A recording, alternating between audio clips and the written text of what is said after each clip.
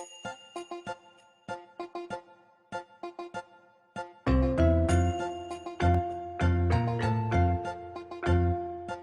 everyone, Assalamualaikum warahmatullahi wabarakatuh.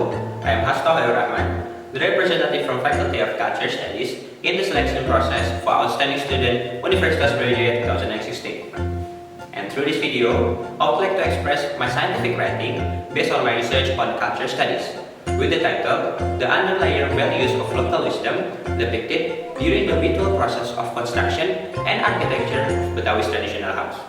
So my initial standpoint on this research is actually based on the fact that Jakarta, where the Betawi's ethnic groups have been living since many years, is the capital city of Indonesia. And by the time they live in Jakarta, they start to build a house, which most of them live in a modern house. But at the same time, I see many people, even a non-ethnic group from Betawi, they built a Betawi's traditional house for their living. After that, I tried to find out why these people still live in Betawi's traditional house. Some similar point I find out is that they're still choosing this kind of house because in this kind of house, they have a kind of philosophy, which is so-called a local wisdom for them to live, which is not present in modern house. I found that there are two general stages that can be divided to know the local wisdom from Betawi's traditional house.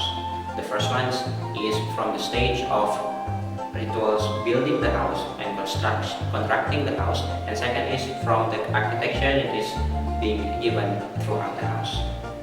And the first one is about the rituals. There are three rituals that is generally being done in this house. The first one is about choosing the materials and the area where the house is going to be built. And they keep two aspects of that, environmental aspect or social aspect. So while they want to start to build the house, at the same time, they will do two things. The first one is to preserve the nature, and second is to start in a sustainable living. Second one of rituals that can be done is called gali lubang, what is so-called a kind of making a hole underneath the foundation of the house. At that point of time, they will mix up many foods in there, which has the philosophy that everything in this life is mixed of many problems, but they need to keep in mind that the life must go on. Third rituals on this kind of Betawi traditional house is called selamatan, which means by being thankful. The owner of the house will invite the neighbors to come to their house and having a feast together.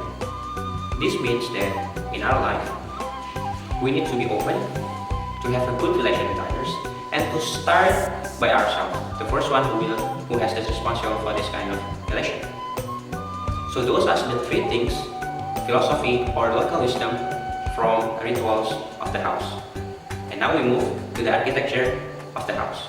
The first one is called langkan, a kind of fence with the typical of Betawi fence. In this kind of fence, it has the philosophy that there has to be a differentiate between what is a personal affair and what is a public affair. Personal affairs is something that to be discussed only inside the house or with the members of the house. And what about the public affairs is the things that we need to be discussed about what is going on in our society. And we need to take that kind of attention also to the society and not only about ourselves. And the second one is what's so-called pelang gigi batu, a kind of ornament that is being kept in the front upper part of the house. It's usually placed in balcony, which has the shape of triangle upside down.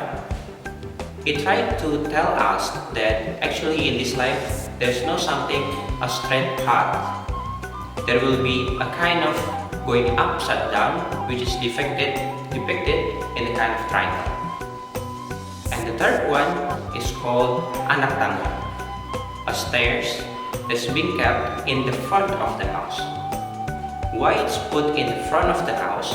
Because once we want to get something, once we want to get inside the house, that is the achievement, we need to improve ourselves from time to time. So the fourth one is what's so-called jendela kremnya. It's a kind of window that can only be opened to the outside direction. So somehow it will be closed like this. And once we need to open the window, it will close like this. The meaning that we as a person needs to be open with other people. We are the one who is responsible to start by opening ourselves to our families, to our friends, or our neighbors. So we will know their condition and we can help them once they are in need. And the fifth one is what's so-called jendela intip. It's a kind of window also, but it has a nap with vertical direction. And it is used to filter things with the philosophy that everything we know, everything we do, including what things to be brought in the house. Either it's about the food, it's about the money you bring from working, all things should be clear as possible and need to be filtered. Of course with the good one.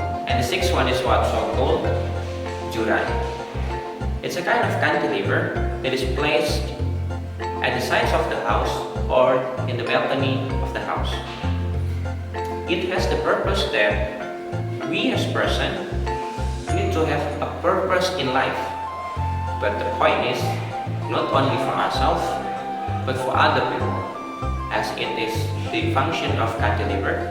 And the seventh one, or the last one, is called ukiran matahari, as the sun has the philosophy that enlighten the earth and the universe. It goes also us as a person. We need to have a source of positivity for other people living near our house. So these are the things that I found out throughout my scientific writing on the topic of underlying value of local wisdom that is being depicted during the ritual process of construction and architecture of Betawi traditional house.